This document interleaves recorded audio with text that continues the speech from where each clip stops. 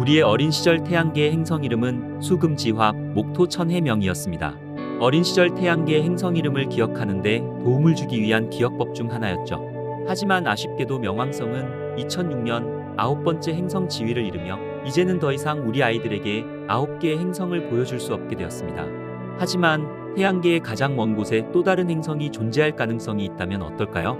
일부 과학자들은 이 물체가 99% 존재한다고 확신하고 있으며 다른 이들은 그것이 단순한 환상에 불과하다고 말합니다. 최근 천문학자들은 태양계의 끝 해왕성 궤도 너머에 이상한 일이 일어나고 있는 것을 발견하게 됩니다.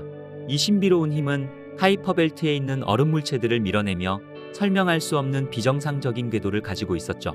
일부 과학자들은 이것이 우리가 아직 찾지 못한 거대 행성 때문일 것이라 생각하게 됩니다. 2016년 처음 제안된 이 잠재적인 행성은 천문학자들을 한 번에 매료시켜버렸죠. 이 행성은 흥미롭게도 실제 관측이 아닌 수학을 통해 제안된 것이었습니다. 과거 수학적 계산으로 행성이 발견된 것은 이번이 처음은 아니었습니다. 바로 해왕성과 명왕성은 망원경으로 관측되기 전 수학적 예측을 통해 발견된 것이었죠. 그리고 천문학자들은 천왕성과 카이퍼벨트에서도 태양계에서는 볼 수 없는 불규칙한 궤도를 가진 물체를 발견하게 됩니다. 일부 과학자들은 이것이 태양의 중력에 의해 포획된 유랑 행성일 수 있다고 믿고 있으며 태양계의 행성들과 같은 가스와 먼지로 이루어졌을 것으로 생각했습니다. 그리고 최근 천문학자들은 강력한 망원경과 슈퍼컴퓨터를 사용해 수년간 데이터를 수집해왔으며 복잡한 수학 방정식과 컴퓨터 시뮬레이션을 실행했습니다. 그리고 마침내 9번째 행성이 실제로 존재한다는 강력한 증거를 확보하게 됩니다. 오늘의 우주의 발견은 아직 발견되지 않은 9번째 행성 X에 대해서 알아보겠습니다.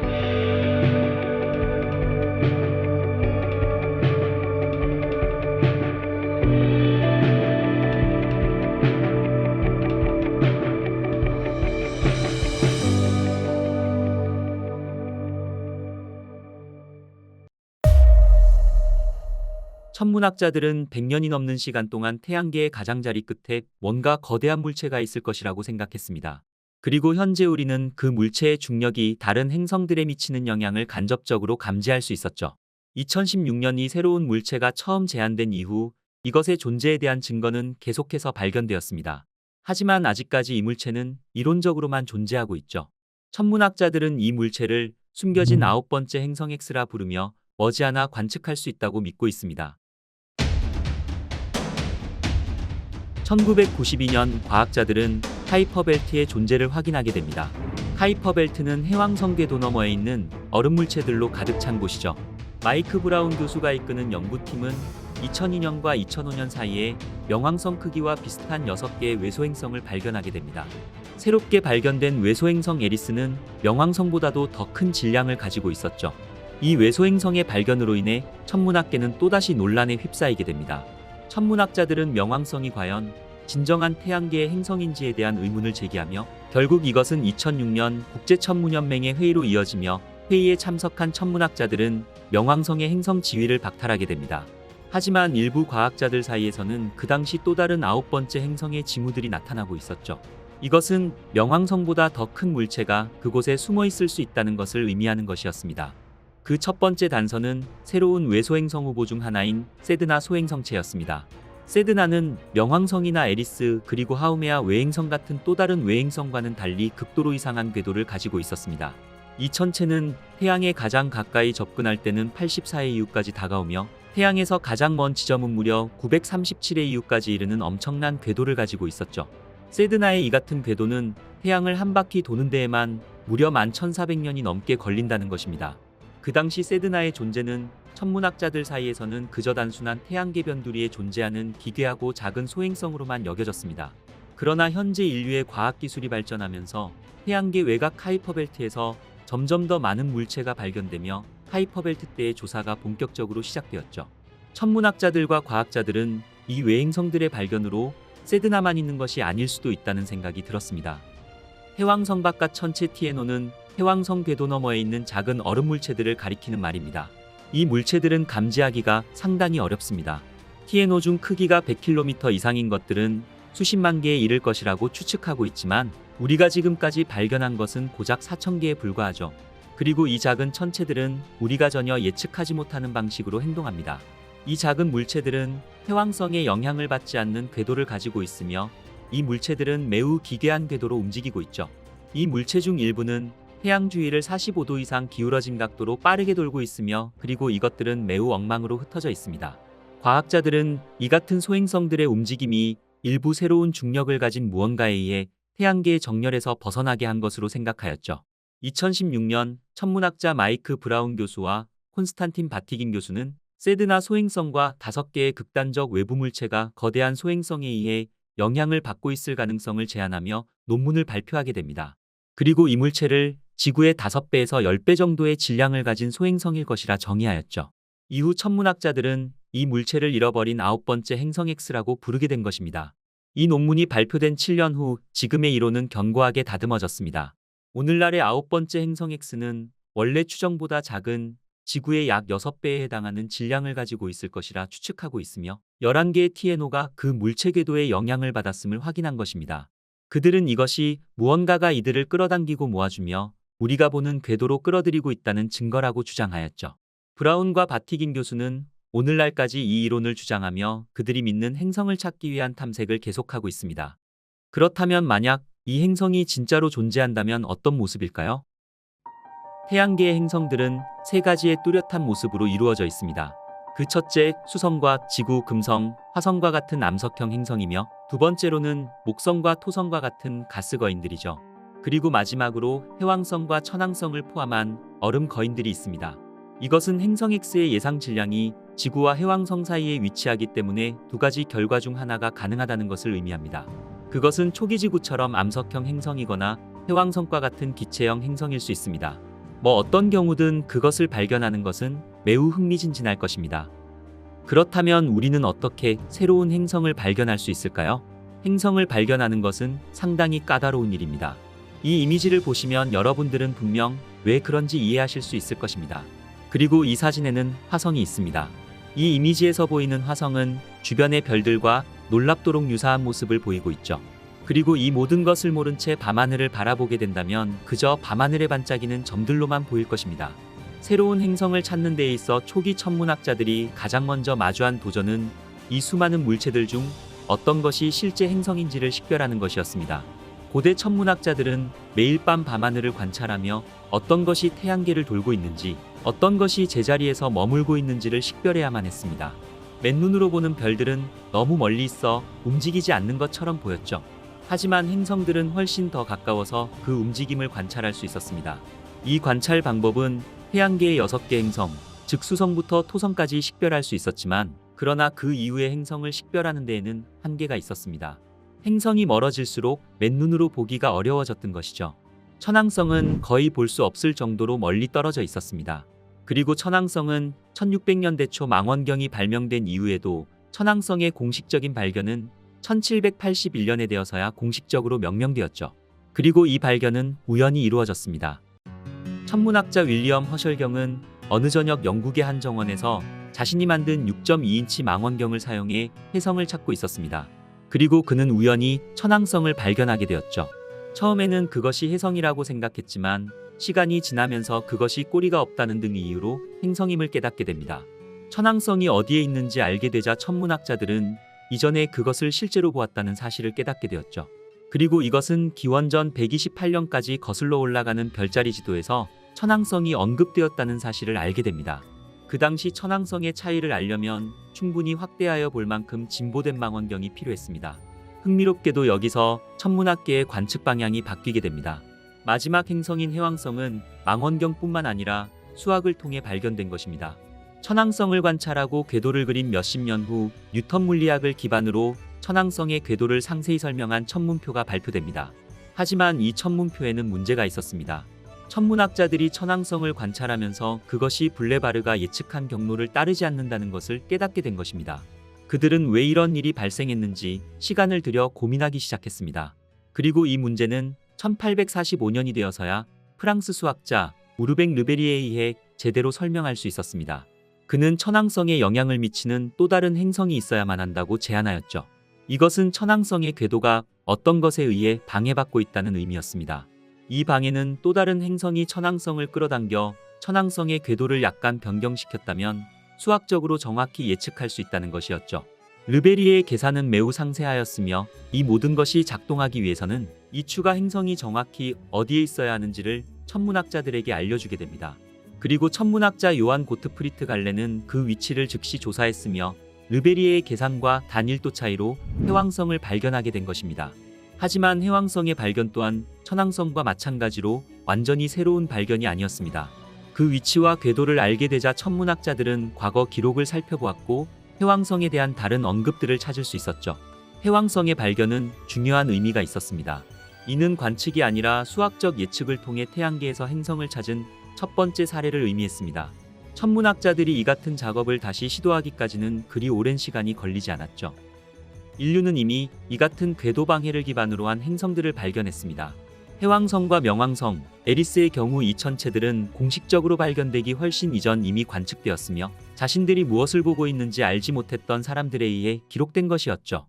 1983년 천문학자 마이클 로완 로빈스는 최초의 적외선 우주 망원경을 사용하여 행성을 찾는 탐사를 진행했습니다. 당시 그는 아무것도 발견하지 못했다고 생각했지만 브라운과 바티긴 교수가 그들의 행성 이론을 발표한 후 다시 그의 연구를 되돌아봤습니다. 그곳에서 그는 잃어버린 9번째 행성에 대한 3가지 잠재적인 것을 발견했지만 탐지한 것이 저품질이라 확인하는 것은 불가능하였죠.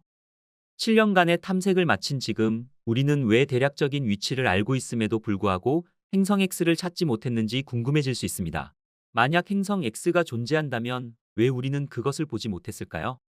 현대의 컴퓨터와 망원경 덕분에 행성 X가 존재할 것으로 예상되는 지역을 우리는 쉽게 확인할 수 있습니다. 그리고 우리는 이미 밤하늘의 넓은 영역을 촬영했습니다. 과거 르베리에의 계산 덕분에 해왕성을 단 1시간의 탐색만으로 발견하였지만 브라운과 바티긴 교수의 경우에는 그 결과가 나타나지 않았죠. 그들은 기존 데이터를 통해 검색했으며 행성 X의 가능성이 있는 위치의 절반 이상을 이미 조사하였지만 어떤 곳에서도 행성 X는 발견되지 않았죠. 하지만 이것이 행성 X의 존재를 완전히 배제한다는 뜻은 아닙니다. 행성 X가 잡히지 않는 이유에 대해서는 몇 가지 설명이 남아있죠. 이것은 무려 만년의 궤도 주기를 가진 행성이 특정 궤도에 숨겨져 있을 가능성이 있다는 것입니다. 예를 들어 밝은 별들의 군집 옆에 위치하고 있어서 발견하기 어려운 경우나 태양에서 가장 먼 지점에 있을 때 너무 희미해져 관측할 수 없는 것일 수도 있습니다. 그리고 어쩌면 우리가 이미 9번째 행성 X를 발견했을 가능성도 존재합니다. 천왕성과 해왕성처럼 행성 X의 사진이 이미 존재할 수도 있지만 단순히 별로 잘못식 별에 우리가 모를 수도 있는 것입니다. 수십억 개의 별을 추적해야 하고 행성 X의 궤도 주기가 무려 만년에 이르기 때문에 마지막으로 촬영된 위치와 정확히 같은 자리에 있지 않은 별을 알아차리는 데에는 몇 년이 걸려도 우리는 이해할 수 있습니다. 비교하자면 명왕성의 궤도는 250년이며 세드나 외소행성의 경우 11,400년의 궤도를 가지고 있죠. 하지만 세드나는 태양에서 가장 가까운 근일점에 있을 때 발견되었습니다. 행성 X의 경우 현재 가장 먼 지점에 있을 것으로 추측되고 있으며 이것은 우리가 은하의 별들 사이에서 매우 느리게 움직이는 아주 작은 점을 찾고 있다는 것을 의미하는 것입니다. 태양에서 멀리 떨어져 있는 행성 X는 매우 적은 빛을 반사할 것이므로 탐지가 더욱 어려운 것이죠. 그리고 이 물체는 온도 또한 매우 낮아 아마도 원거리 적외선 스펙트럼만 방출할 것입니다. 이것은 제임스 웹 우주망원경조차도 관측할 수 없는 원거리 적외선 범위에 있다는 것을 의미하는 것이죠. 실제로 적외선에서 매우 먼 물체를 관측하는 것 자체가 문제를 동반할 수 있습니다. 2022년 세드릭 크리스와 세르지 안치의 연구에 따르면 20년 간격으로 촬영된 2개의 적외선 데이터를 사용하여 행성 X의 잠재적 후보 500개를 발견했지만 그들 대부분은 적외선에서 방출되는 성간 먼지로 나타났죠. 이러한 결과는 행성을 탐색하는 데 큰 어려움을 주는 것입니다. 이러한 문제들을 극복할 수 있는 것은 초인적인 인내와 정확히 어디를 봐야 할지를 알아야 하는 것입니다.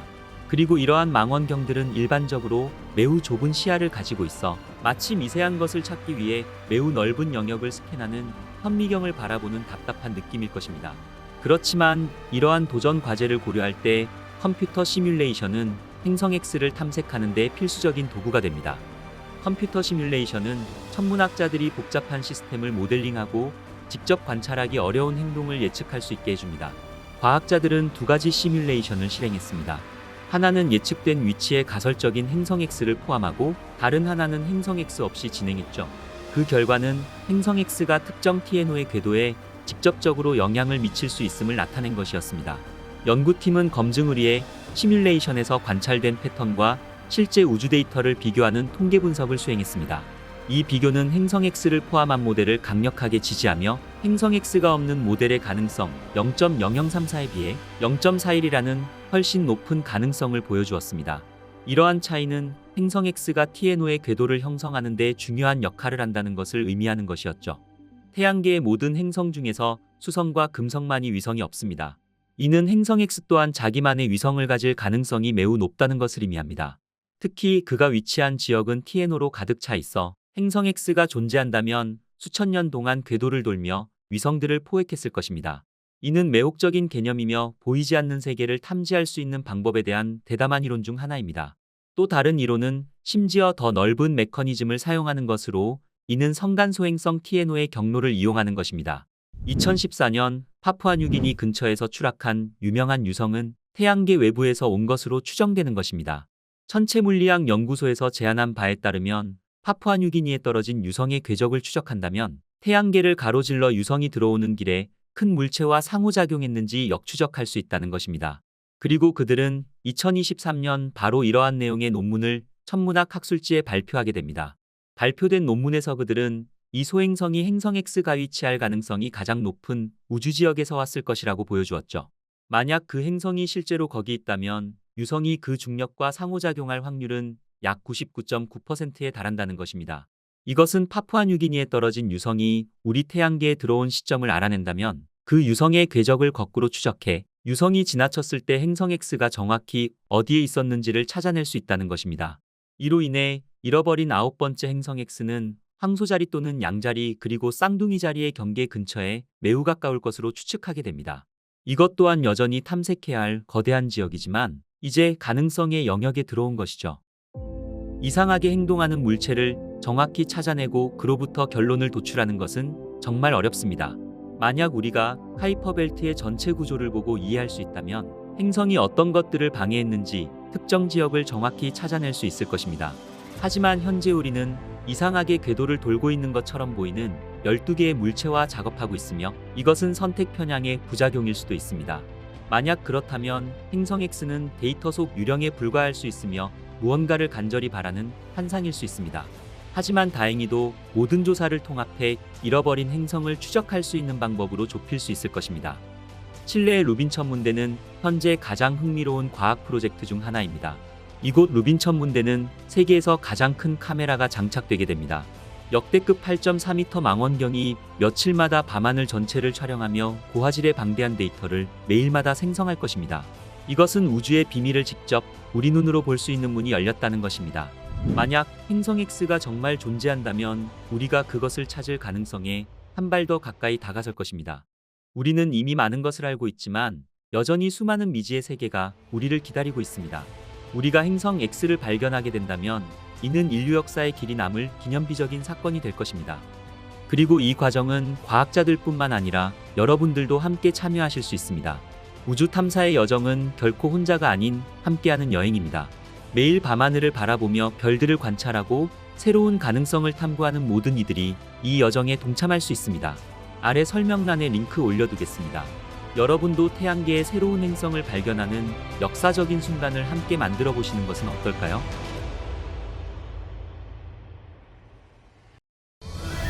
이 이미지는 정말 매혹적입니다. 이 별은 100년 전 발견된 후로 전 세계 천문학자들을 매료시켜 왔죠. 그리고 이 별은 우리 태양계에서 가장 가까운 별이기도 합니다. 하지만 이 별은 마치 우리의 끝없는 호기심을 가지고 시험하는 듯합니다. 광활한 우주 공간에서의 거리는 너무나 경이로워서 어쩌면 인간의 마음으로는 이를 온전히 이해하기 어려울 때도 있습니다. 때로는 빛조차도 또 다른 우주 공간을 이동하는 데에만 수천 년이 걸리기도 하니까 말이죠. 인류가 태양계를 넘어 첫 번째 외계 행성을 발견한 것은 그리 오래되지 않았습니다. 그 이후로 우리가 살고 있는 상대적으로 작은 우주 공간에서만 무려 5,500개 이상의 외계 행성이 확인되었죠. 하지만 이 공간 또한 몇천 광년 정도에 불과합니다. 은하수의 직경이 10만 5,700광년임을 고려할 때 이것은 우리 은하의 나머지 부분에 수십억에서 수조 개의 외계 행성이 있을 가능성을 말해주고 있는 것입니다. 그리고 평균적으로 모든 별들은 최소한 하나의 행성을 가지고 있을 가능성이 높으며 어쩌면 여러 개의 행성을 가질 수도 있습니다. 우주에는 이렇게 많은 외계 행성이 발견되기를 기다리고 있으니 우리는 자연스럽게 골디락스 존에 있는 외계 행성에 눈을 돌리게 된 것은 어쩌면 당연할 것입니다. 그리고 이 외계 생명체들은 분명 우리를 기다리고 있을 것이라 수학적으로도 말해주고 있는 것이죠. 그리고 불과 몇 년 전 과학자들은 지금까지의 행성 중에서도 가장 흥미로운 외계 행성을 발견하게 됩니다.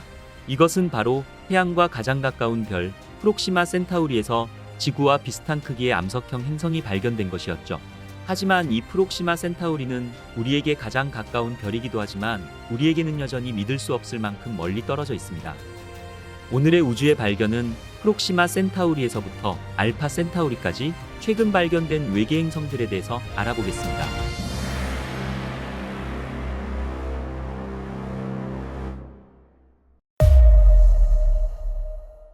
우리의 고향 지구는 태양계를 넘어 지금까지 발견된 수천 개의 행성 중에서 유일하게 생명체를 품고 있는 행성입니다. 그리고 우리가 살고 있는 지구는 생명체로 가득 차 있죠. 끓어오르는 옐로우스톤 국립공원에서부터 차가운 남극의 드라이밸리까지 지구는 아마도 우주에서 가장 희귀한 장소일 것입니다. 하지만 그 너머 지구 밖 외계 행성들은 현재로서는 아직도 침묵하고 있습니다. 우리는 여전히 외계 생명체의 징후를 발견하지 못하고 있죠. 그러나 인류가 외계 행성을 찾는 데 있어 우리는 이제 겨우 시작일 것입니다.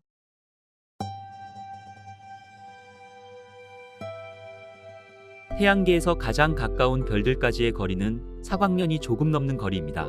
그리고 이것을 별들이라고 말하는 이유는 이 별들이 세 개의 별로 이루어진 삼중성 시스템이기 때문입니다.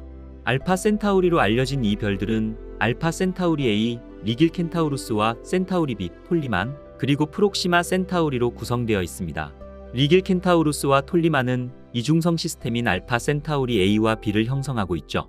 이들은 지구에서 4.37광년 떨어져 있으며 알파 센타우리 A와 B는 태양과 유사한 별로서 79.76년마다 공통의 중심을 돌고 있습니다. 알파 센타우리 이중성 시스템은 1689년에 발견되었지만 세 번째 별이 발견되기까지는 무려 200년 이상 걸렸죠. 그리고 1915년 스코틀랜드 천문학자 로버트 인네스 교수에게 행운이 찾아왔습니다.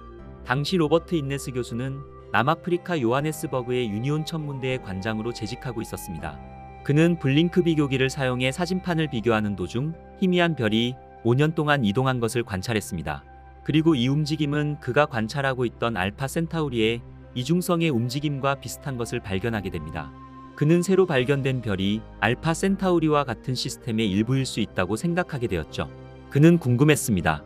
그리고 그는 추가 조사를 통해 이 별이 쌍둥이 형제들보다도 우리 태양에 더 가까운 것으로 결론짓게 됩니다. 이 발견은 그 시대 천문학자들에 의해 빠르게 확인되었으며 역설적이게도 이 별은 그 당시 가장 가까우면서도 가장 낮은 광도의 별이 되었죠. 하지만 놀라움은 거기서 그치지 않았습니다. 프록시마 센타우리는 4.24광년 떨어져 있어 알파 센타우리 AB보다 지구와 더 가깝습니다. 이 별은 주계열 적색 외성으로 추정 질량은 태양의 12.2%이며 크기는 태양보다 7배 작습니다. 프록시마 센타우리는 크기는 작지만 태양보다 약 40배 더 밀도가 높습니다. 낮은 질량 때문에 이 별의 내부는 완전한 대류작용을 하고 있죠. 이로 인해 별 주위에는 자기장이 형성되며 이 자기의 에너지가 플레어 형태로 방출되는 것입니다. 그 결과 프록시마 센타우리는 밝기와 에너지 방출에서 급격한 변화가 무작위로 발생하고 있습니다. 2019년 5월 6일 프록시마 센타우리에서 관측된 플레어 사건은 가장 밝은 것으로 잠깐 동안 기록되기도 하였죠. 이 플레어들은 X선을 포함한 전자기 스펙트럼에 걸쳐 방사선을 방출합니다. 프록시마 센타우리는 태양보다도 더 강렬한 태양 활동을 가지고 있을 뿐만 아니라 그 빈도 또한 더 높습니다. 별의 표면의 88%가 언제든 활성 상태일 것으로 추정되고 있는 것이죠. 이것은 태양의 주기가 최고조에 달했을 때보다도 훨씬 높은 수치입니다. 사실 다른 적색 외성과 비교할 때 프록시마 센타우리는 낮은 활동 수준으로 간주됩니다.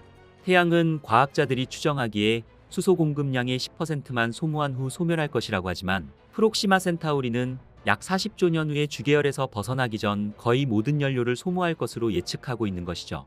하지만 그때쯤이면 지구와 태양 그리고 우리 태양계 전체는 모두 사라지고 없을 것입니다.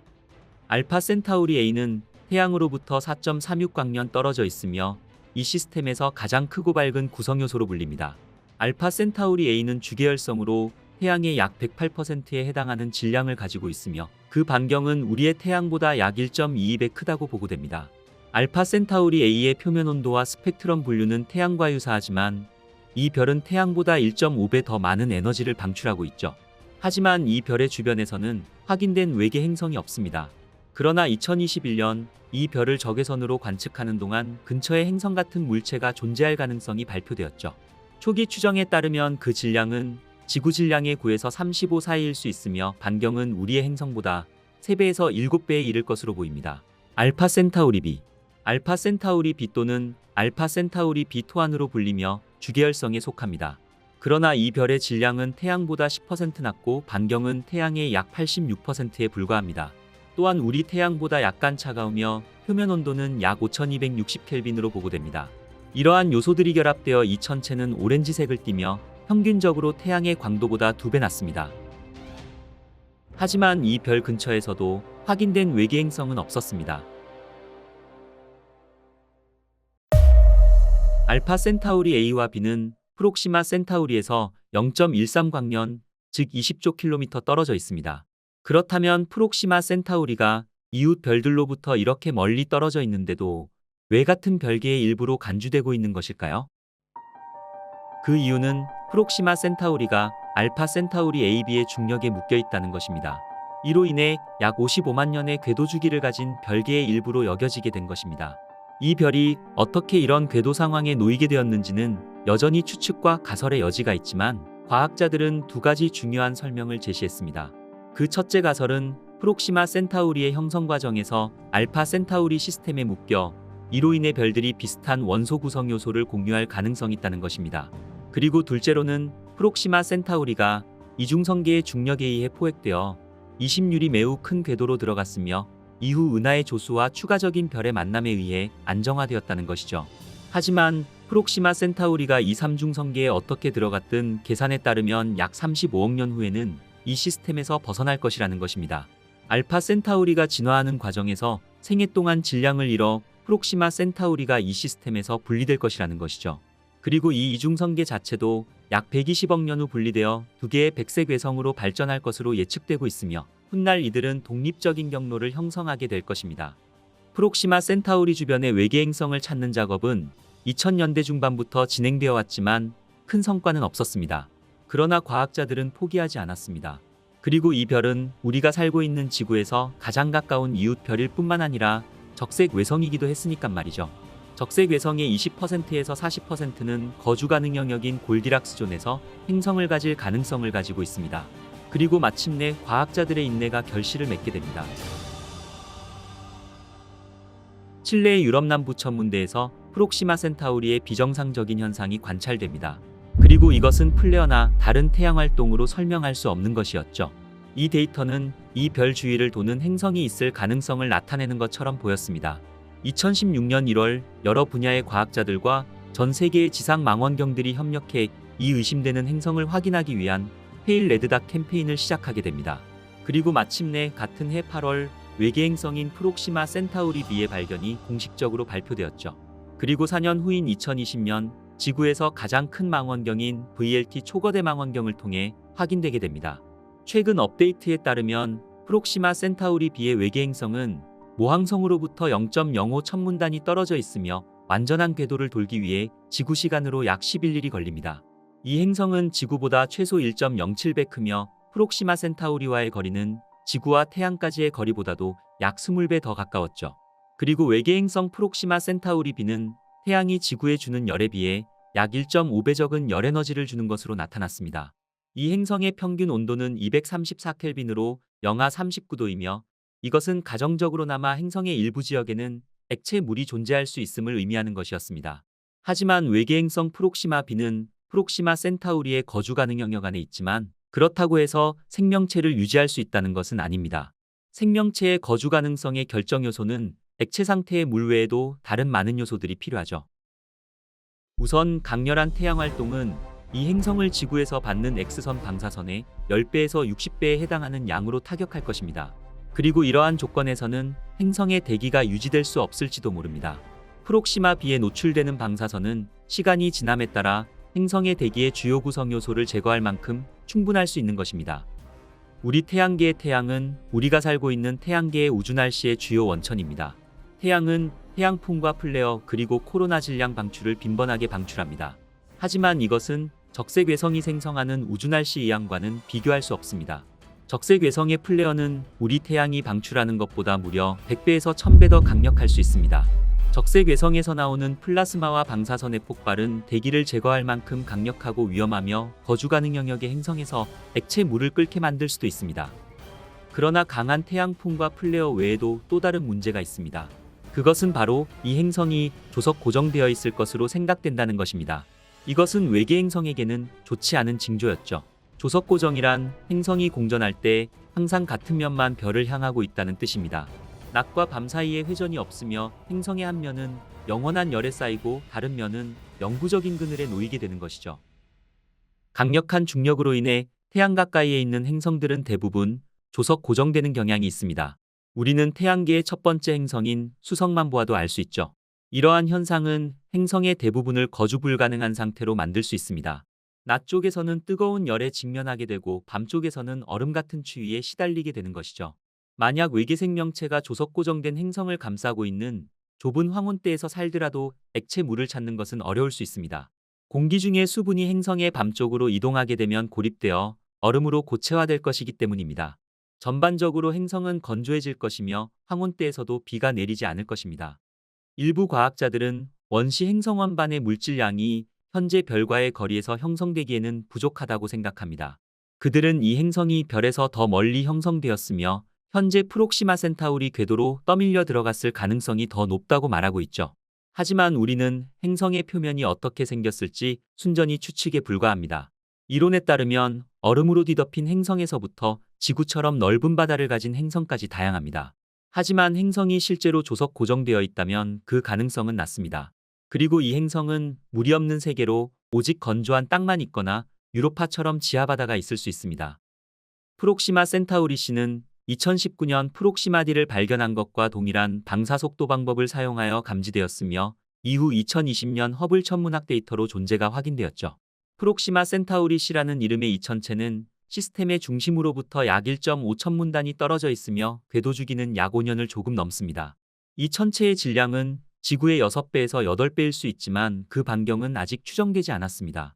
프록시마 센타우리 C는 모항성으로부터 꽤 먼 거리에 위치해 있어 그 온도는 영하 234도로 상당히 낮습니다. 프록시마 B의 발견 6년 후 프록시마 D에 대한 뉴스가 전 세계 헤드라인을 장식했습니다. 이 행성의 첫 번째 징후는 2020년에 나타났죠. 그 당시 프록시마 B의 질량을 연구하는 과정에서 약한 신호가 방사속도 데이터에서 감지되었던 것입니다. 그리고 추가 데이터 수집과 분석을 거쳐 과학자들은 2022년 2월 프록시마 D의 발견을 공식적으로 발표하게 됩니다.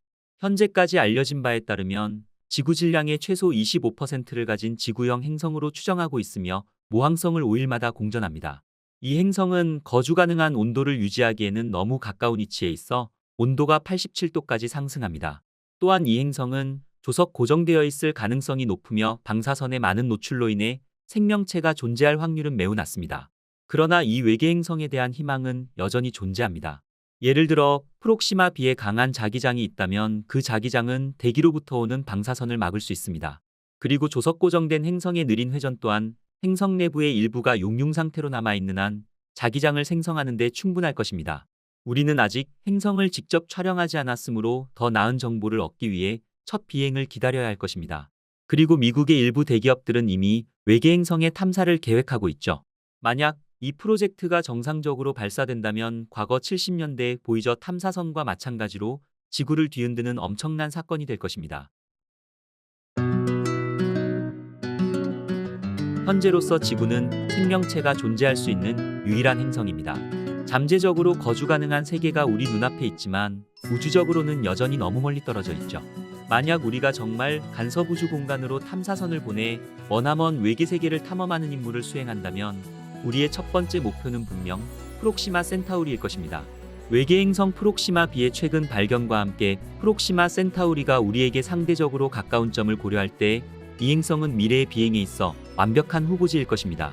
하지만 프록시마 센타우리까지의 거리는 무려 40조 킬로미터의 엄청난 우주적 공간으로 인해 지금 이 시점에서 우리의 과학기술로 도달하기에 너무나 막강합니다. 빛이 그곳에 도달하는 데만 4년이 넘게 걸리며 인간에게는 이러한 속도는 여전히 환상에 불과하죠.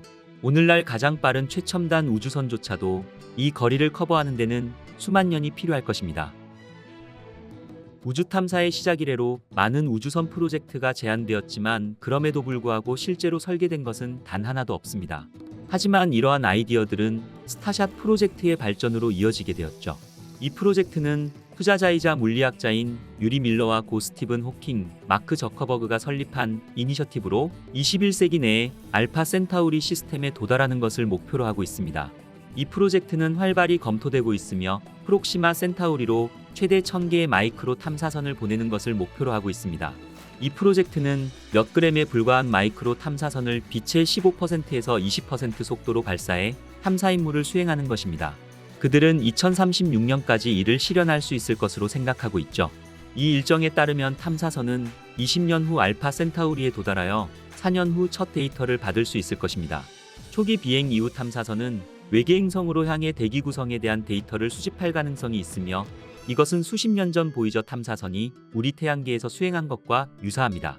연구팀은 카메라와 광자 추진기 및 전원 공급 장치, 통신 장비를 갖춘 마이크로 전자그램 스케일 웨이퍼인 스타칩이 개발되기를 희망하고 있습니다. 이것은 본질적으로 완전한 기능을 갖춘 우주 탐사 장비를 구성하는 것입니다. 그리고 무어의 법칙에 따르면 컴퓨터의 속도와 성능은 2년마다 2배로 업그레이드 될 것으로 생각하고 있는 것입니다. 하지만 이 대담하고 야심찬 계획 또한 도전 과제가 없는 것은 아닙니다. 연구팀은 이 마이크로 탐사선에 100기가와트의 지구 기반 레이저로 전력을 공급할 것을 제안했죠. 하지만 이것은 100개의 원자력 발전소의 출력량에 해당하며 이것은 단 몇 센티미터 너비의 탐사선에 집중해야 되는 것입니다.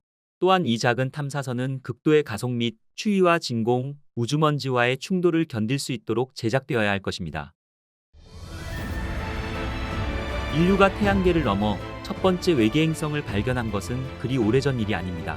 1992년 발견된 이후 현재까지 확인된 외계 행성만 해도 무려 5,500개가 넘었으니 말이죠. 그리고 이 행성들은 우주적 관점으로는 우리가 위치한 상대적으로 작은 공간 영역인 몇천 광년에 걸쳐 발견된 것이었습니다. 우리 은하의 직경이 10만 5,700광년인 것을 감안할 때 이것은 우리 은하의 나머지 부분에서도 수십억에서 수조 개의 외계 행성이 더 많이 존재할 가능성이 있다는 것이었죠. 그리고 각 별들은 최소한 하나의 행성을 가지고 있을 가능성이 높으며 어쩌면 여러 개를 가질 수도 있습니다. 광활한 우주 속에 이렇게 많은 외계 행성들이 발견되기를 기다리고 있으니 인류가 거주 가능한 외계 행성을 찾는다는 것은 어쩌면 자연스러운 일일 것입니다. 하지만 태양계를 넘어 발견된 수천 개의 행성들 중에서는 아직 우리가 살고 있는 지구보다 더 나은 환경을 발견하지 못했습니다.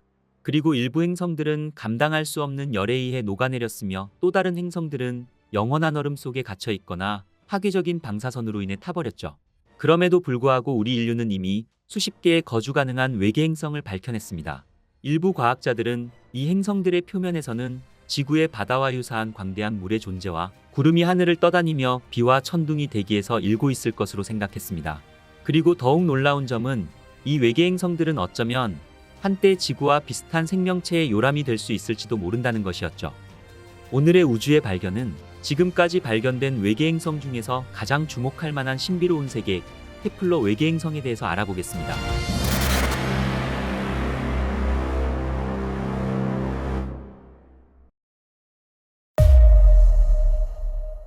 우리가 살고 있는 지구의 생명체는 우주에서 가장 놀랍고 복잡하며 신비로운 현상 중 하나라는 데에는 이견이 없을 것입니다. 우리 인류는 수천 년 동안 이를 연구해 왔지만 여전히 많은 질문들의 답을 찾지 못하고 있죠. 그리고 그중 가장 큰 질문은 우리 행성을 넘어 생물학적 생명체가 얼마나 널리 퍼져 있는가 하는 것입니다. 현재로서는 지구의 생물권이 독특한 현상인지 아니면 지속적인 진화에 자연스럽고 논리적인 결과로 나타난 것인지에 대해 인류는 아직 확신을 가지고 말할 수 없습니다.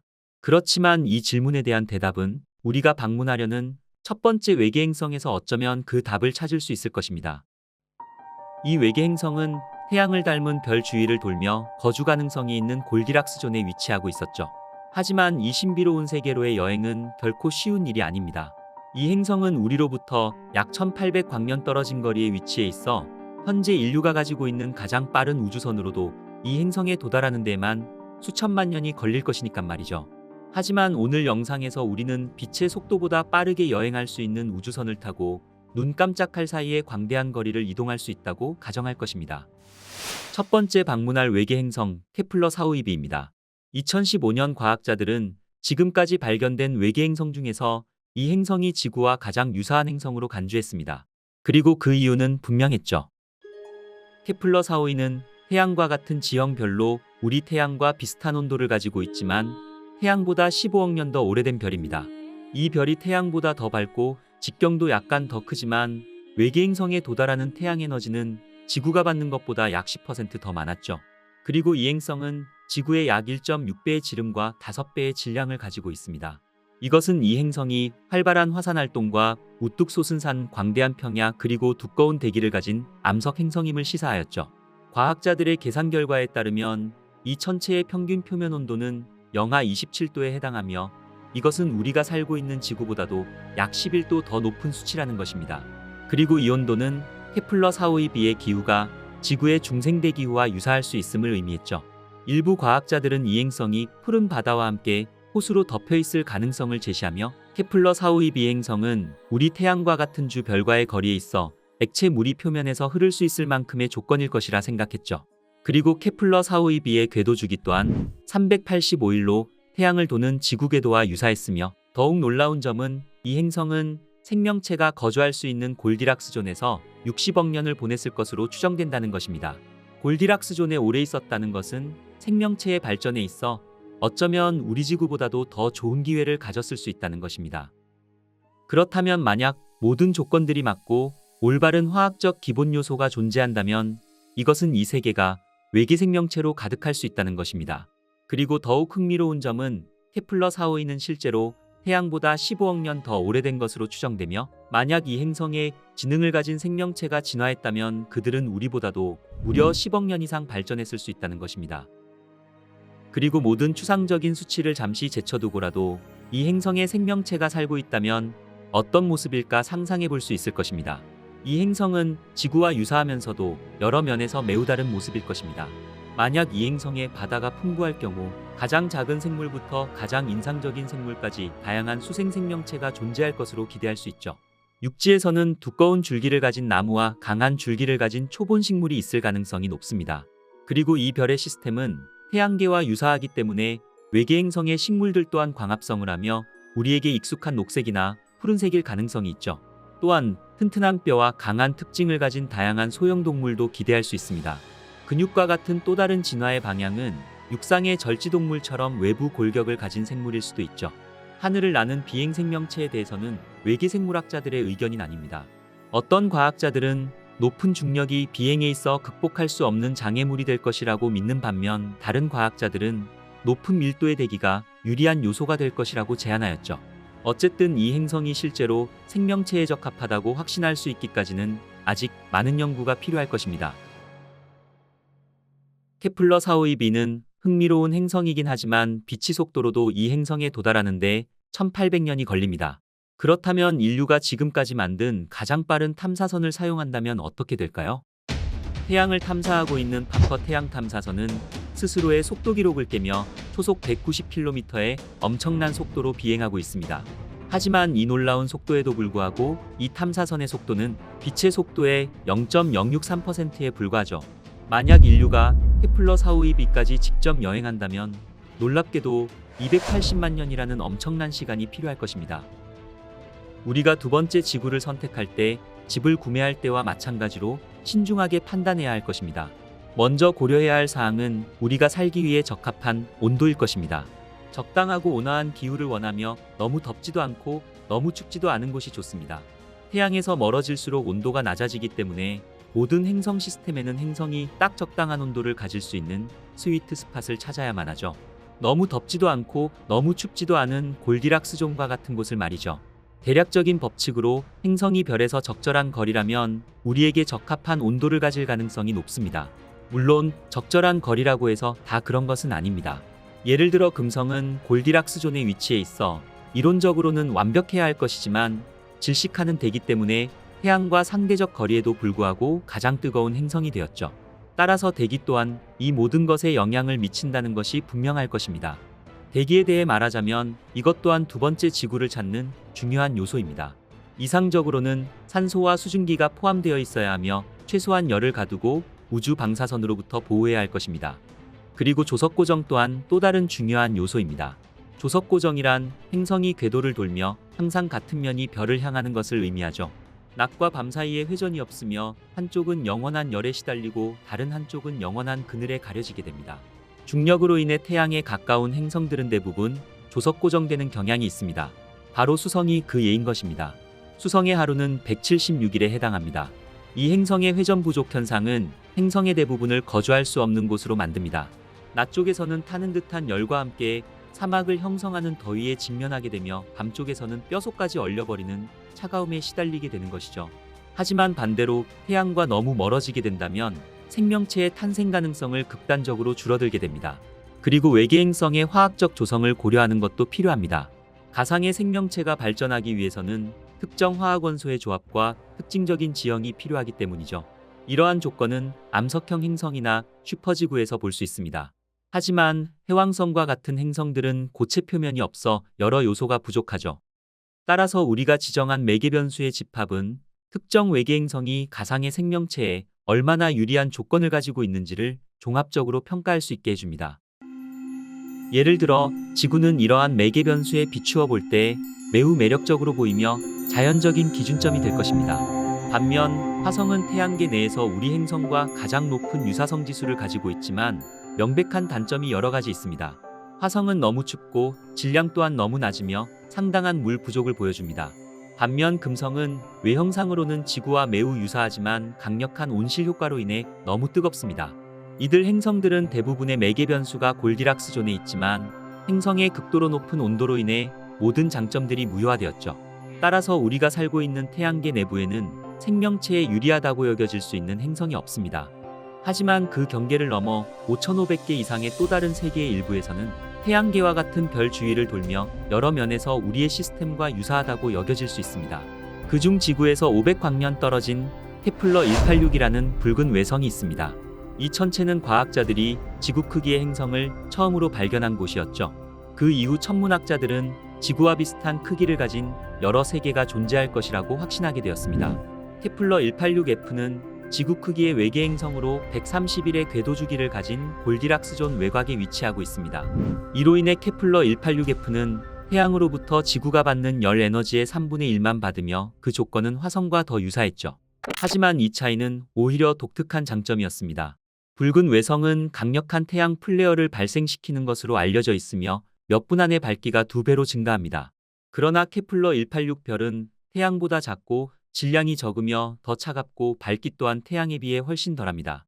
그래서 M형별이 빈번한 방사선 폭발을 경험하더라도 이 외계 행성은 치명적인 결과를 피할 만큼 충분한 거리에 위치하고 있다는 것입니다. 현재 이 외계 행성의 위치는 표면에 얼어붙은 물이 존재할 수 있음을 나타내지만 더 큰 크기일 경우 지구보다 밀도가 높은 대기를 형성할 수 있어 열을 보유하고 분배할 수 있으며 물을 따뜻하게 할 가능성도 있다는 것이죠. 그리고 이 천체 시스템의 또 다른 4개의 행성은 지구 크기의 약 절반에 불과하며 모두 짧은 궤도 주기를 가지고 있어 현재 우리가 알고 있는 생명체에게는 적합하지 않은 극도로 뜨거운 세계일 것입니다. 2020년 케플러 1649c는 과거 관측 자료를 검토하는 과정에서 우연히 발견되었습니다. 하지만 이 외계 행성에 대해서는 아직 많이 알려지지 못하였으며 대기 또한 어떤 형태일지 모릅니다. 케플러 442b의 궤도 주기는 112일마다 K형 별 주위를 돌며 지구와 태양 사이 거리의 약 절반에 위치해 있습니다. 이렇게 가까운 거리로 인해 외계 행성에 존재할 수 있는 생명체의 가능성은 여러 가지 문제가 발생할 수 있습니다. 하지만 케플러 442b는 별의 중력이 조석 고정을 일으킬 수 있는 범위 바로 바깥에 위치해 있었죠. K형 별은 일반적으로 태양보다 더 어둡습니다. 케플러 442 자체도 더 작고 차가운 별입니다.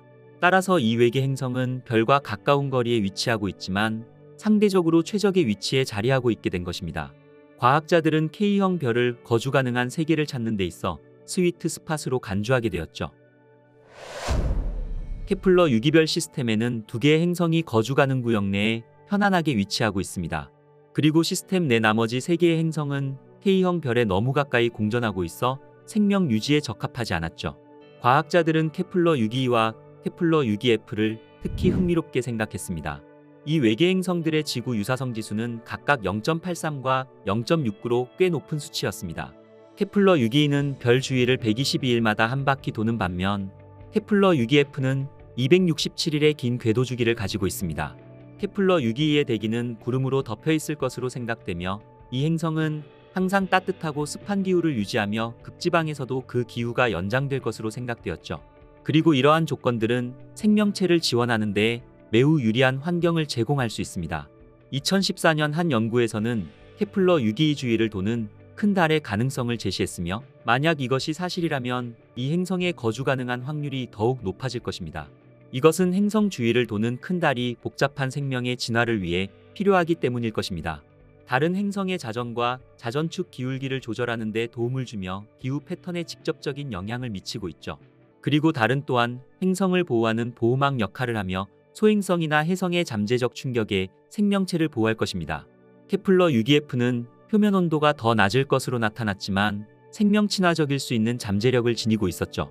그러나 이 가설이 사실이라 하더라도 지면을 밟을 수 있는 땅과 금속 그리고 불이라는 기본 요소가 없는 상황에서 기술적으로 발전된 문명을 상상하는 것은 어려울 것입니다.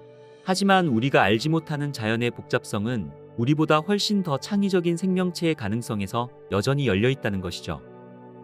현재 우리가 살고 있는 지구 또한 한때는 바다에 잠겨 있었지만 시간이 지나면서 육지와 물이 공존하는 다양한 세계로 변모했습니다. 과학자들은 이러한 외계 행성들의 미래 또한 결국 지구를 연상시키는 환경으로 진화할 수 있을 것이라 생각하고 있죠. 지구에서도 날아다니는 물고기와 같은 이상한 생물들이 존재하는 것으로 추정할 때 이 두 외계 행성 또한 만약 생명체가 존재한다면 상당히 정교할 수 있다는 생각은 무리도 아닐 것입니다. 유럽 우주국과 케플러의 데이터에 따르면 우주에 있는 태양과 유사한 별 중 절반이 잠재적으로 거주 가능한 암석형 행성일 수 있으며 이 중 일부 별은 우리의 이웃 은하에 숨어 있을 수 있다고 말하고 있죠. 그리고 과학자들은 사실 우리 은하 내에서도 수십억 개의 발견되지 않은 행성들이 있으며 중력과 온도, 대기와 물의 존재 등 우리의 기준을 충족하는 행성이 존재할 확률은 충분히 높다고 말하고 있습니다.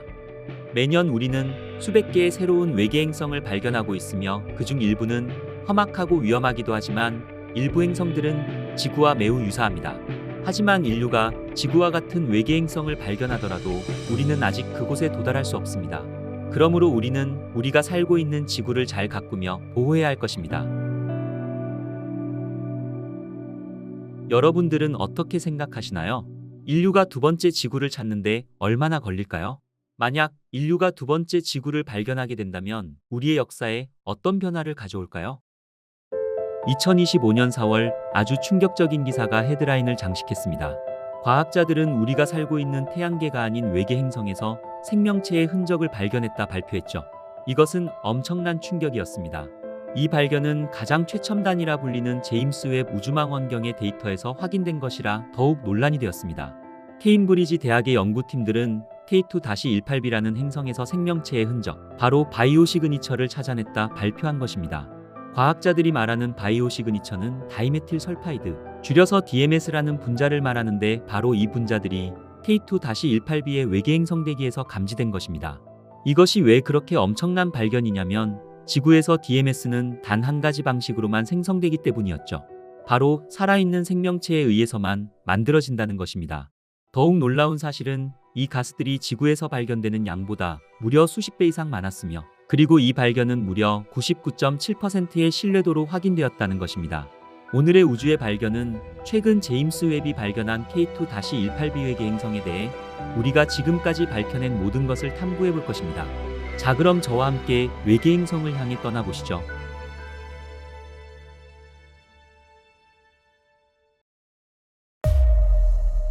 사자 자리에 위치한 K2-18b는 지구에서 124광년 떨어져 있습니다. 우리 인류의 시선으로 본다면 상상조차 하기 힘든 엄청난 거리죠.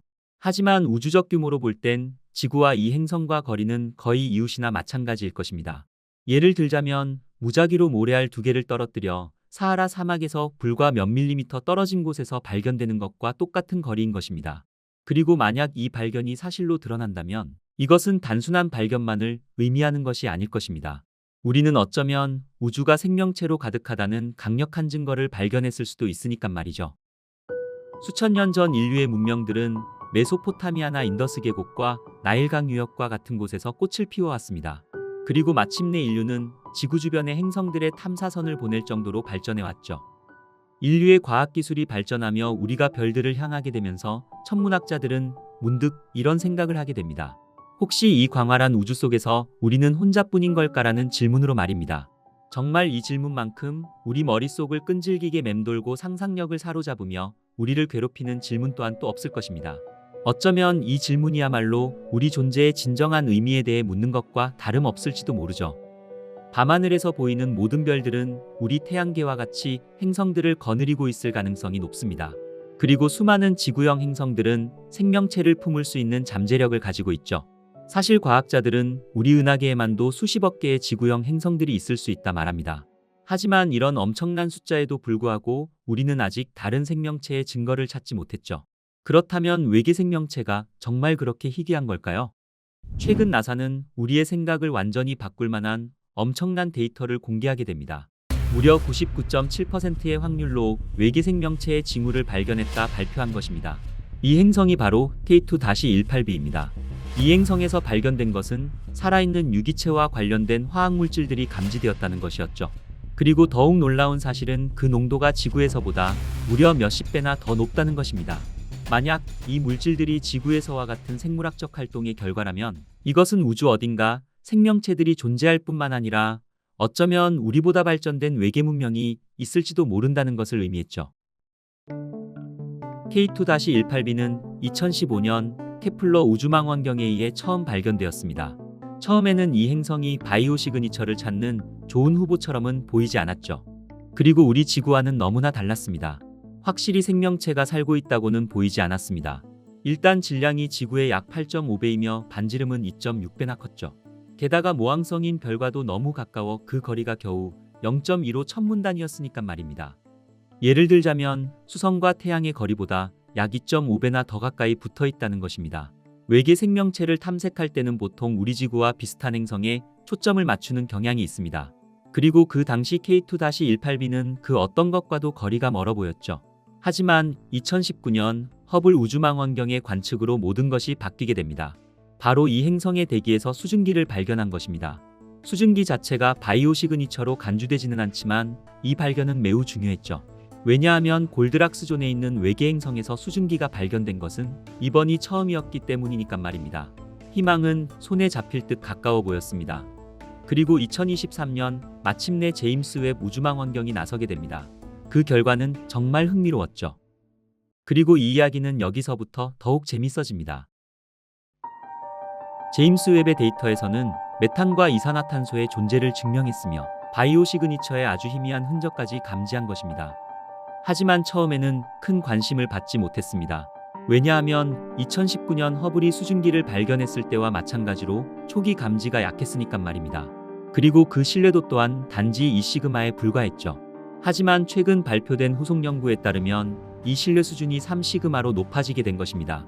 이것은 착오 확률이 겨우 0.3%에 불과하다는 엄청난 의미를 가진 결과였으니까 말입니다. 하지만 연구팀들은 이것을 완전히 확신할 수 없었습니다. 단순히 실수일 가능성도 존재할 수 있다 생각했죠. 데이터가 왜곡될 수도 있으며 특히 초기 측정에서 제임스 웹 근적외선 카메라의 단일 기기로 이루어졌기 때문입니다. 그리고 그 범위에서는 메탄을 구별하는 것이 매우 어렵습니다. 연구팀들은 이제 합리적인 질문에 직면했죠. 이것이 오류이거나 기기가 작동하는 특이한 방식이라면 어쩌지라는 생각으로 말입니다.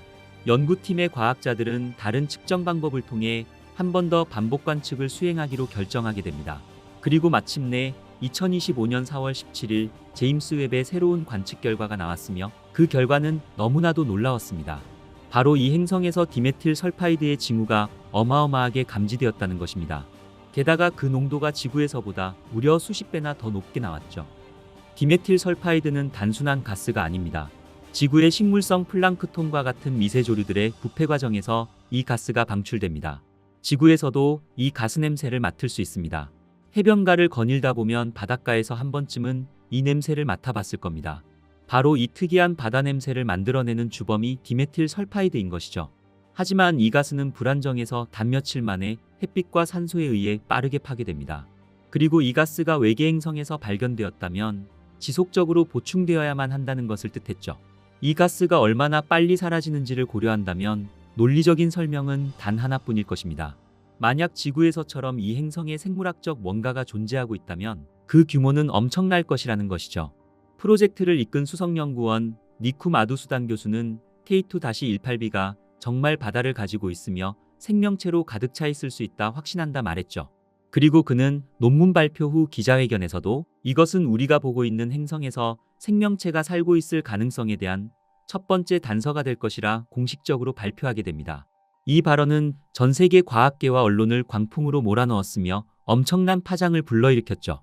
만약 우리가 미생물 생명체를 발견하게 된다면 이것은 정말 놀라울 것입니다. 왜냐하면 적절한 조건만 있다면 우리 은하내에서 생명체가 한 군데 이상 시작될 수 있다는 것을 의미했으니깐 말입니다.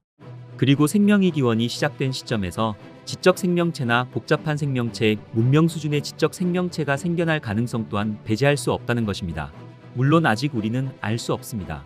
하지만 한 가지는 확신할 수 있죠. 지구가 형성되고 냉각되자마자 생명체는 거의 즉시 지구에서 시작되었다는 것입니다. 하지만 그 다음 문명이 탄생하기까지는 약 40억 년이라는 시간이 걸렸죠. 40억 년이라는 시간은 우주 나이의 약 3분의 1에 해당하는 매우 긴 시간입니다. 애초에 많은 별들은 40억 년 동안 살지 못합니다.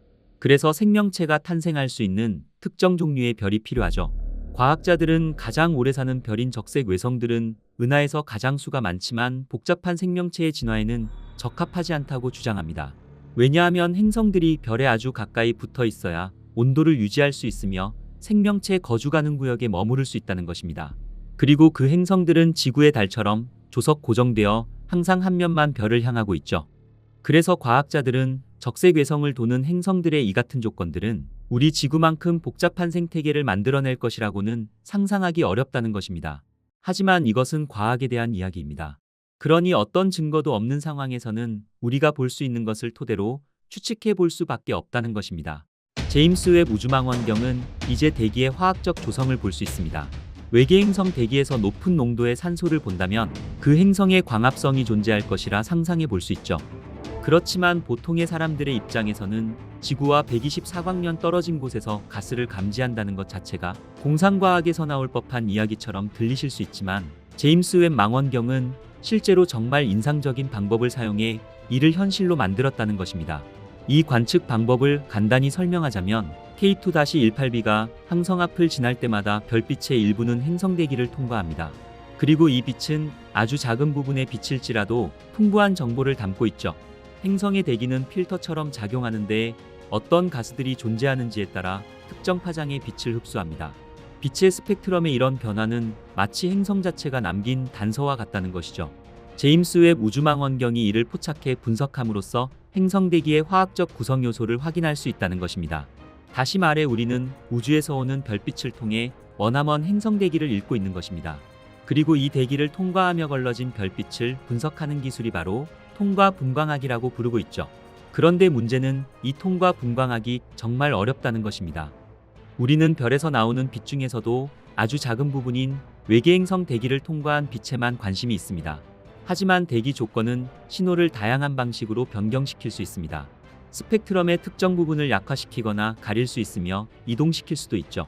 예를 들어 외계 행성에 얼마나 많은 구름이나 헤이즈가 있는지 그리고 온도와 압력과 같은 기울기가 어떻게 나타나는지 등을 확인해야 됩니다.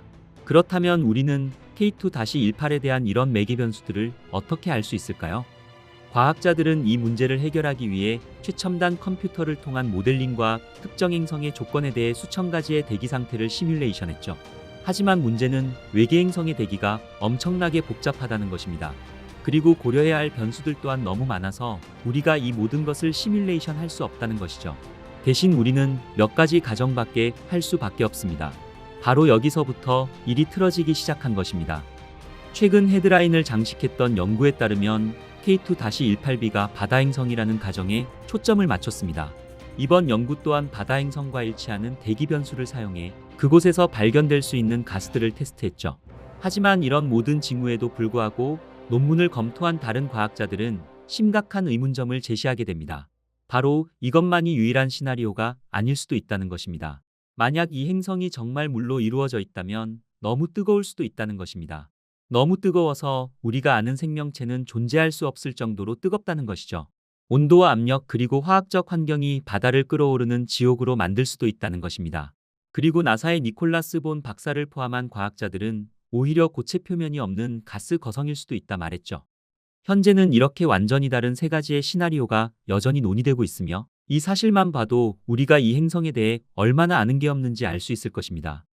그리고 더욱 놀라운 사실은 논문이 발표된 지 몇 주 후 옥스포드 대학의 한 물리학자는 또 다른 모델을 사용해 스펙트럼 데이터를 재분석한 결과 DMS에 대한 증거 자체가 전혀 없다는 결론까지 내리기도 했죠. 저는 혼란스러웠습니다. 두 개의 다른 팀이 똑같은 데이터를 가지고 완전히 다른 결과를 내놓았으니까 말이죠. 이것은 통과 분광학이 얼마나 까다로운지를 아주 잘 보여주는 것일 것입니다. 적어도 현재로서는 그렇습니다. 그렇다면 K2-18b에서 발견된 DMS가 그 행성에서 살아있는 유기체에 의해 만들어졌다고 확신할 수 있을까요? 아마도 현재 우리가 말할 수 있는 답은 모른다일 것입니다. DMS의 경우와 마찬가지로 어떤 분자가 지구상에서 생명체에 의해서만 생성된다고 해서 우주의 다른 곳, 즉 비생물학적으로 생성될 수 없다고는 단정하기 어렵다는 것이죠. 우주는 우리가 이해하지 못하는 이상한 현상들이 많이 일어나고 있습니다. 특히 지구와 다른 외계 행성에서는 더더욱 그렇죠. 우리의 통과 분광학은 비교적 어리지만 빠르게 진화하는 기술입니다. 인류의 관측 기술이 발전하면서 우리는 더 많은 데이터를 통해 더 많은 것을 배우게 되겠죠. 저는 이 모든 가능성에 대해 괜찮다고 생각합니다. 그리고 이번 발견을 통해 저에게 가장 흥분을 안겨주었던 점은 우리가 시도해 볼 수 있는 뭔가가 있다는 것입니다. 우리가 거주 가능 영역에 있는 외계 행성에서 그 어떤 작은 신호라도 얻었다는 사실 자체가 저에게는 꿈만 같았으니까 말입니다. 그리고 과학자들의 신중함에도 불구하고 한 가지는 분명합니다. 우리가 인류의 존재에 대한 가장 큰 질문에 답하기 위해 이토록 가까이 다가선 적은 단 한 번도 없었으니까 말이죠. 저는 이번 연구 결과가 앞으로 어떻게 될지 정말 기대됩니다. 우주에는 우리가 알지 못하는 신비로운 것들이 수없이 존재하고 있습니다. 고대 천문학자들은 지구에서 190광년 떨어진 천칭자리에서 이상현상을 목격하며 혼란스러워지기 시작했죠. 처음에는 이별이 그리 특별해 보이지 않았습니다. 그저 밤하늘에 떠있는 별들과도 같았죠. 하지만 이별은 2000년대에 들어서면서 전 세계 과학계를 혼란에 빠뜨리기 시작했습니다. 과학자들은 지난 100년 동안 이별을 관찰하고 있었습니다. 그리고 마침내 천문학자들이 도출해낸 결과는 그 누구도 예상하지 못한 것이었죠. 이것은 상상할 수 없을 정도로 오래된 고대 별이었던 것이었습니다. 초기 천문학자들의 계산에 따르면 이 별의 나이는 우주의 시작을 알리는 빅뱅보다도 오래된 160억 년이었습니다. 과학자들에게 이 결과는 말도 안 되는 것이었습니다. 이것은 우주 자체 나이보다도 무려 20억 년이나 더 오래되었다는 것이었으니까 말이죠. 당시 대부분의 과학자들에게 이 결과는 불가능한 것이며 믿고 싶지 않았을 것입니다. 이후 과학자들은 이 별에 대해 추가 연구를 진행하기로 결정하게 됩니다. 오늘의 우주의 발견은 우주에서 가장 오래된 별 HD 140283에 대해서 알아보겠습니다.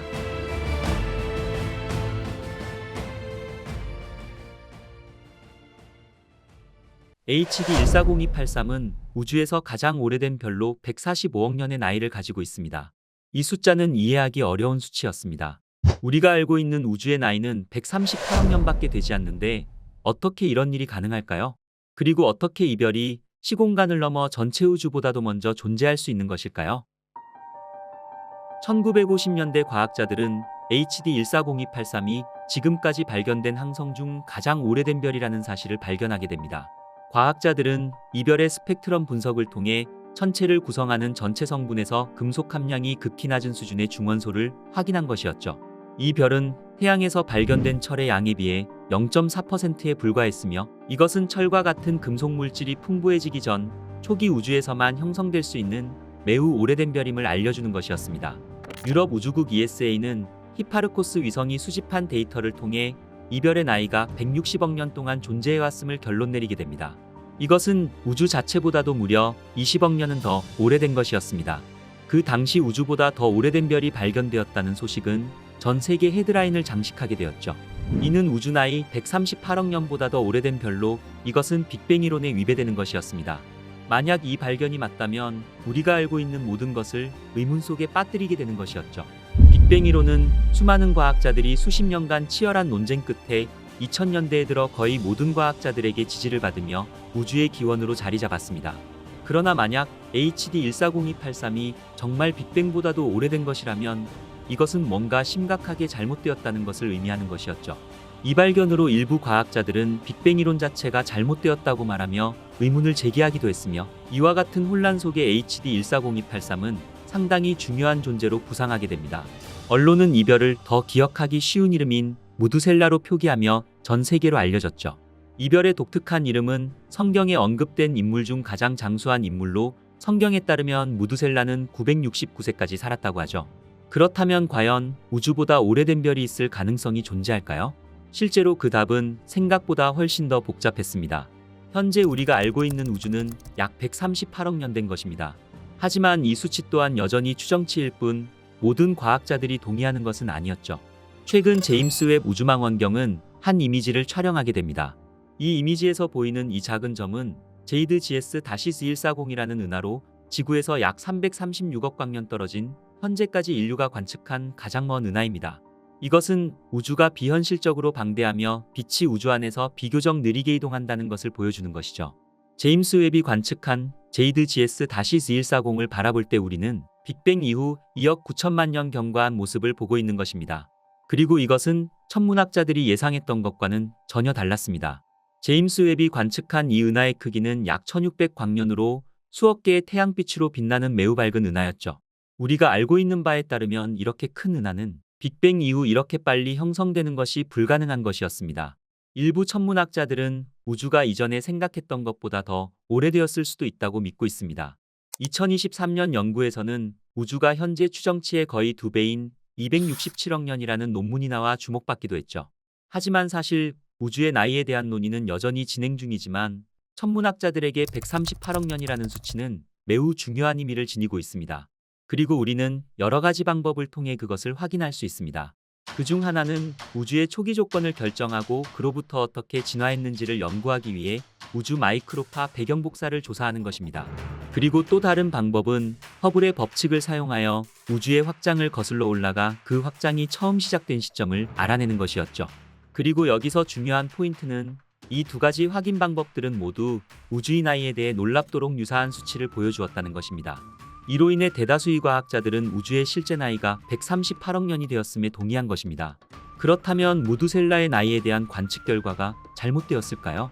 2013년 펜실베니아 주립대학교 천문학자 하워드 본 교수와 그의 팀들은 바로 그 사실을 알아내고 싶었습니다.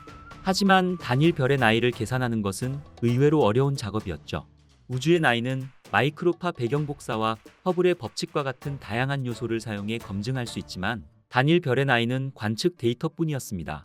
현재 별의 나이를 계산하는 방법은 여러 가지가 있지만 모든 방법의 공통점은 해당 별에 대한 정확한 데이터가 필요한 것입니다. 예를 들어 별의 광도 및 지구와의 거리, 그리고 별의 질량과 조성 등 정확한 데이터가 필요한 것이죠. 과학자들은 이러한 정보를 바탕으로 별의 진화 모델에 이 매개 변수를 적용해 별의 생애 주기를 예측하며 별의 나이를 추정할 수 있는 것입니다. 하지만 만약 사용된 데이터에 오류가 발생한다면 그 결과 또한 영향을 미치게 되겠죠. 하워드 본 교수 팀들은 가장 먼저 무두셀라를 관측한 데이터를 재확인하기로 했습니다. 그들의 작업은 2003년부터 2011년까지 허블 우주망원경에 수집된 11개 관측 데이터 세트를 검토해야 했습니다. 전설적인 허블 우주망원경으로부터 얻은 데이터는 별의 진화 모델에 몇 가지 수정 작업을 추가한 결과 하워드 본 교수 팀은 별의 나이에 대한 더 정확한 추정치를 계산할 수 있었죠. 하지만 그들이 도출한 수치 또한 144억 6천만 년으로 이 결과 또한 여전히 우주의 나이보다 오래되었다는 것이었습니다. 이 새로운 결과는 우리가 무엇인가 잘못된 추측을 하고 있다는 것을 보여주는 것이었습니다. 이것은 별에 대한 데이터가 정확하지 않거나 우리가 알고 있는 우주의 나이에 대해 다시 살펴봐야 한다는 것을 말해주고 있는 것이었죠. 다시 말해 처음부터 다시 시작해야 하는 것이었습니다.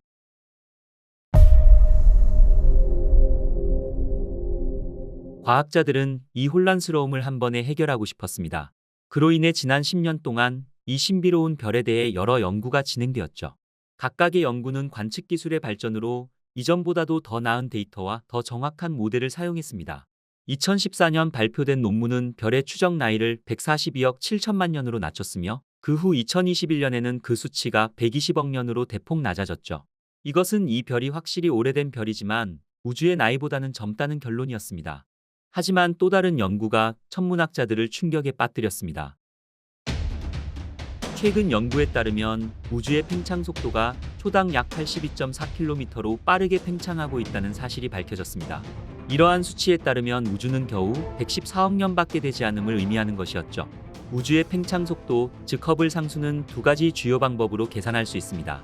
첫 번째는 마이크로 배경 복사를 연구하는 것이며 두 번째는 은하들 간의 거리를 측정하는 것입니다. 첫 번째 경우 빅뱅 자체가 기본 정보를 제공하여 모든 것이 시작된 거대한 사건 이후 빛이 남겨졌으며 과학자들이 이를 우주 마이크로파 배경 복사라고 부르고 있죠. 천문학자들은 이 마이크로파 배경 복사를 매우 정확하게 지도로 작성하여 초기 우주의 구성과 우주의 팽창 속도를 시뮬레이션 할 수 있었습니다. 그리고 두 번째 방법은 은하와 별, 초신성에서 데이터를 수집하는 것입니다. 은하와 별들은 멀어질수록 광도가 변하여 과학자들은 이를 통해 우주의 팽창 속도를 측정할 수 있습니다. 하지만 여기서 모든 불일치가 시작된 것입니다. 첫 번째 방법에 따르면 우주의 나이는 138억 년에 해당합니다. 그러나 두 번째 방법으로 우주의 시간은 수십억 년은 더 젊게 나오죠. 어쩌면 우리 우주는 우주가 존재하는 동안 서로 다른 시기에 서로 다른 속도로 팽창했을 가능성이 있습니다. 그러나 현재 존재하는 이론으로는 이를 설명할 수 없습니다. 사실 우주의 팽창은 중력과 반대되는 힘인 암흑 에너지의 영향을 받습니다. 이 신비로운 힘이 무엇인지에 대해서는 그 누구도 확실하게 알지 못하지만 물리학자들은 항상 그것이 일정하다고 믿고 있죠. 만약 그렇다면 팽창 속도는 우주의 전체가 존재하는 기간 동안 안정적으로 유지되어야 할 것입니다. 하지만 우리가 관찰하는 것은 그렇지 않았죠. 과학자들은 암흑에너지에 영향을 미칠 수 있는 무엇인가가 있을 것이라고 생각했습니다. 파도바 대학교의 물리학자 마시모 시르도네 교수는 우주가 왜 이렇게 불안정한지에 대한 이유를 찾아내고 싶었습니다. 그는 암흑 에너지가 주로 양자장에 의존한다는 사실에 주목했죠. 각 유사한 장은 별도의 유형의 입자에 할당되며 모든 시공간에 걸쳐 확장됩니다. 예를 들어 모든 전자는 전자장에 속하며 중성미자는 각각 중성미자장에 속합니다. 이러한 장의 상호작용에서 발생하는 에너지가 우주의 팽창 속도를 결정하는 것이죠. 그러나 물리학자들이 모든 기존 양자장의 에너지를 계산하려고 했을 때 그 결과는 계산된 암흑 에너지 양보다 120배 더 큰 수치가 나왔습니다. 따라서 마시모 시르도네 교수는 과학에 알려지지 않은 특별한 입자가 존재해야만 한다고 제안하게 됩니다. 이후 암흑 에너지와 전체 우주에 영향을 미치는 특별한 입자에 대한 예측은 이전 물리학 연구에서 이루어졌으며 이 입자는 악시온이라는 이름이 붙여졌죠. 악시온이라는 입자는 빅뱅 직후에 나타났지만 수십억 년 동안 숨겨져 있었고 그 어떤 형태로도 나타나지 않았습니다. 그러나 최근 악시온은 영향을 미치기 시작했습니다. 그리고 이것은 우주 연구 분야를 변화시켰죠. 이로 인해 우리는 시공간이 언제 발생했는지를 정확히 말할 수 없게 되었습니다. 과학자들에게 이 결과는 또 다른 흥미로운 생각으로 이어지게 됩니다. 만약 우주가 130억 년 전보다 더 빠르게 팽창하고 있다면 오늘날의 시간 또한 다른 속도로 흐르고 있다는 것을 의미하는 것은 아닐까? 그리고 만약 미래의 과학기술로도 이 별이 여전히 우주에서 가장 오래된 별로 남는다면 빅뱅 이전에 다른 무언가가 존재할 가능성도 있지 않을까? 인간의 과학기술은 믿을 수 없을 만큼 짧은 시간에 엄청난 발전을 이루었습니다. 하지만 우리가 알고 있다고 생각하는 많은 것들은 아직까지 특정 가정에 기반하고 있을 뿐이죠. 천문학자들의 이러한 가정 중 일부가 잘못된 것이라 판명된다 하더라도 어쩌면 이것은 불가피한 것일지도 모릅니다. 이 모든 과정 또한 모두 과학의 일부인 것이죠. 이 별이 우리가 알고 있는 우주를 재평가하게 하지는 않았지만 우리가 우주를 어떻게 바라봐야 하는지에 대한 도움을 주었을 것입니다. 무드셀라 별의 존재는 우리에게 겸손을 가르쳐 주었습니다. 우리가 아무리 똑똑하다고 생각하더라도 우주에는 여전히 이해하지 못하는 신비로움이 존재하고 있죠. 오늘의 우주의 발견은 새로운 관점에서 우주를 바라보게 해준 가장 오래된 별, 무드셀라에 대해서 알아보았습니다. 저는 또 더욱 재미있는 우주 이야기를 가지고 다시 찾아뵙겠습니다. 구독과 좋아요 한 번씩만 눌러주시고요. 여러분이 올려주시는 댓글은 저에게는 큰 힘이 됩니다. 끝까지 시청해주셔서 감사합니다.